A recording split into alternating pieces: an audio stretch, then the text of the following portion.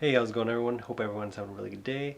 So today I kind of wanted to get into every single Philippine vlogger, every single Thai vlogger, all of them. They all do their budgets, and that's just one thing I just never really, I don't know, I just never like to do, and I never like to keep track of that. So yeah, today I'm finally going to get into my budget, and I'm going to start off with, I'm going to do it like in three sections. I'm not going to go month by month like a lot of these vloggers do. I'm going to do my first trip to the Philippines, I'm going to do the second trip to the Philippines, and the third trip to the Philippines. So 2014, I went on the first trip to the Philippines. That was back when the Canadian dollar was a lot better. I think we were getting about 40 pesos to the dollar, and it was a lot closer to the American dollar back then, and it has dropped really bad. So these prices are from back then. If it was now, it'd probably cost a lot more. So getting right into it, I call this the baller trip because I kind of went all out, and I pretty much wasted a lot of money. I didn't have to go waste it so frivolously, and well, my thinking was maybe I'd never come back to the Philippines again. I had no idea if I was ever coming back, so I thought maybe it might be the only time I ever get to check out the Philippines, so might as well go check it out and I don't know, have a nice vacation, live it in style, because I never really did the whole really nice backpacker traveling thing, going to nice resorts and just chilling and stuff like that and living the high life. So I thought, hey, only here for 11 days, might as well book some really nice hotels and tours and all that kind of fun stuff. So that's pretty much what I did. So pretty much the entire trip itself came out to close 8,000 Canadian dollars, which is a crazy amount of money for only being there for 22 days. Uh, Looking back, I could have probably stayed easily 4 times longer on that budget, even staying at decent resorts and still having tons of fun and stuff. So, how did I spend $8,000 in 22 days? Well, the flight, I kind of screwed up on the flight. Like, I booked it two separate flights. I don't know why I did this because I really wanted a certain layover or something like that, or a certain hours of flight. I don't remember really, but I remember I booked it two separate flights. I booked one flight going there, and then I think a couple days later I booked another one coming back. So the flights, they came out to be like around $2,000, and I think I paid way too much for them. Um, I think they were like the fastest flights, and that was one of the pricey mistakes I made. I think I booked the flights like one flight one day, and then I was trying to decide on when I should come back, and then I think I booked another flight on another day, and I think they kind of ding you on that if you book it two separate times. Also, I went with Asiana or something like that, and I think I paid for like the nicer seat, or not first class or anything like that, but a little bit more leg room or something. So I probably paid around 500 or 600 more than what it normally would cost me, just regular economy in Philippine Airlines or something like that. And looking back on it now, uh, the Philippine Airlines experience that I've had, just economy, was better than the Asiana or whatever I took um, going there the first time. I don't know, it just wasn't worth the money at all, really. The service wasn't as great as everyone was saying. I didn't really see that much of a value for it. So that was the first kind of waste of money, I guess you could call it. So when we were in the Philippines, I had pretty much 4-star, 5-star hotels booked, and they were running somewhere between I think $80 to probably 120 or $150 a night. And there was one room where we got, I think it was like $250 for one night, and I think we only got one night there just to stay at a really nice resort, just to see what it's like. And it was really, really nice. Like, even though it said it was 1 star, it was 1 star because it was kind of like ancestral house almost, or something like that. It was like really rustic, but like really, really nice resort. It was somewhere on Bohol or Panglao Island. I forget what it's called, but really super nice. That was by far the most expensive place we stayed at. The majority of places we actually stayed at was hotels in Cebu. We stayed a lot of time in Cebu because I really just didn't know where to go, and we were kind of just bumming around Cebu and Bohol and a few other places.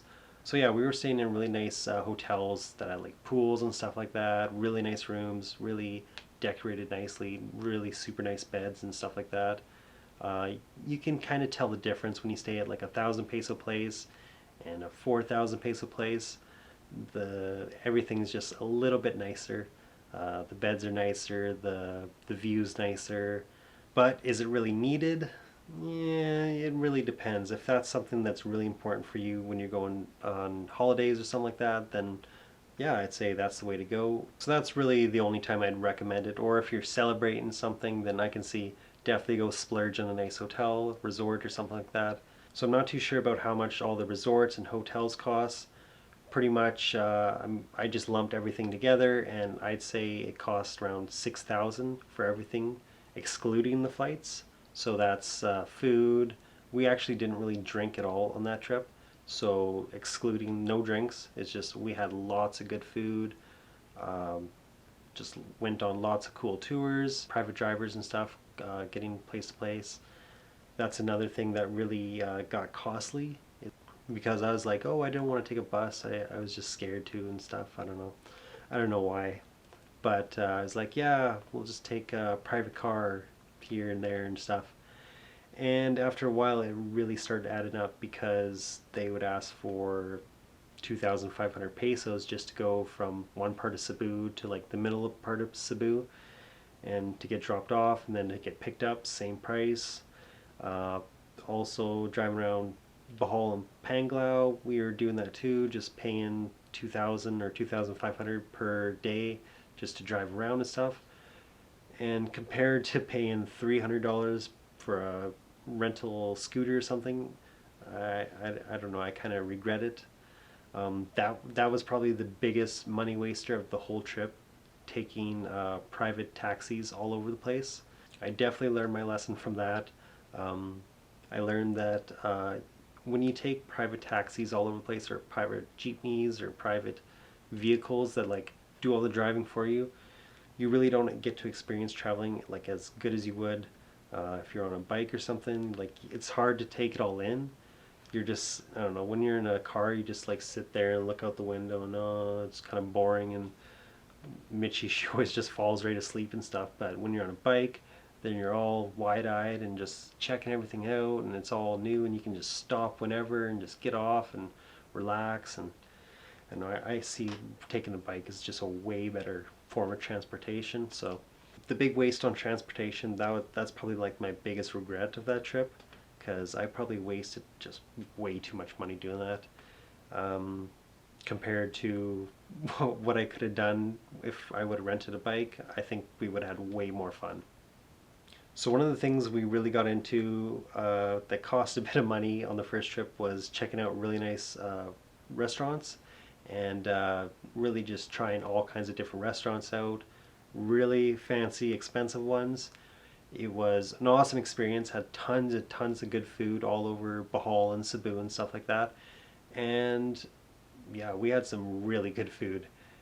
But when the meals are coming out to 3 or 4,000 or 5,000 pesos per meal, then it definitely pays a toll on your wallet. So like it was worth it if you're just traveling and only going to be there once or something. But if you're going to be living there, then that's definitely something you gotta save for a special occasion and not just go splurge like we were like. That was really one of the big things that added up on the bill too, just going eating tons of good food. So the tours, they weren't that pricey, but we kind of went with the more expensive ones just to have a more private tour. Like the canyoneering, I think it cost 120 American dollars. I think you can get a lot cheaper for two people, but because we went with private tours most of the time, we were always paying a little bit extra. Also, the private tours driving around the island, that was kind of pricey too. So a little advice on the tours, I definitely say look around, look online, ask around, and see if there's better prices. And when you're searching for tours, you don't really want to go with like the one you first see that's like advertised the best or whatever around, because maybe that's the one that's kind of more expensive than the other ones. I've noticed that with like bike rentals. Like you go online and you search bike rentals for a place, and you'll see a guy that delivers bikes to you, blah blah blah, and he'll put the price, and you'll see the price, and it's kind of expensive. And then you look down the road, and there's something much cheaper, but they're not advertising. The thing is, so the guy that's spending money on advertising, he's charging more for his bikes, and the ones that you have to just go find, it's going to be cheaper. So like with canyoneering, there's like probably 10 different companies you could choose from. So just check through who has the best experience or price or something, and that's probably the good one to go with. There's also like exclusive tours where only like one company has the rights to certain things. Like I think there's one company in Bohol that does kayaking tours, go see like the fireflies on kayaks, go in the mangroves and stuff like that. So they can charge like 1,800 pesos, and you pretty much have to pay it just to go see it because they control the rights to it, I think. Another reason why it got pretty expensive for staying at hotels there is because I was there during Holy Week, and Holy Week can be very busy. Lots of places are just booked right up, and the prices get raised a bit. So that's also something you gotta watch out for. If you go to Holy Week and you go to certain places, it may be completely packed, and it's going to be really hard finding a room. So that's something to keep in mind if you're thinking about going there. So to summarize it all up, this was pretty much like the baller trip and kind of wasteful spending. So the way I was thinking when I was planning it all is I was working all year, I had lots of money in the bank, it wasn't really going to be that big of a dent in my wallet. So I thought, hey, you only live once, YOLO. So I was like, hey, might as well go try it. I've never really done this before. We're staying at really nice resorts and stuff. So yeah, the first time there, marriage and living there or moving there was just never on my mind. Never even thought of that. So I hope you guys like the story. I don't know if I would recommend doing what I did. A lot of it was pretty wasteful spending. Had a lot of fun doing it, but we all got to do crazy fun things when we're young. So that's just one of mine. Do I regret it? Kind of now, but I probably would have spent that money anyways on something else stupid. So, it is what it is. I had tons of fun, and it all kind of snowballed into this, what it is now. So I hope you guys like that story. Yeah, got 2 more coming for you guys, and yeah, stay tuned for that. So peace out, stay safe, and check you guys later.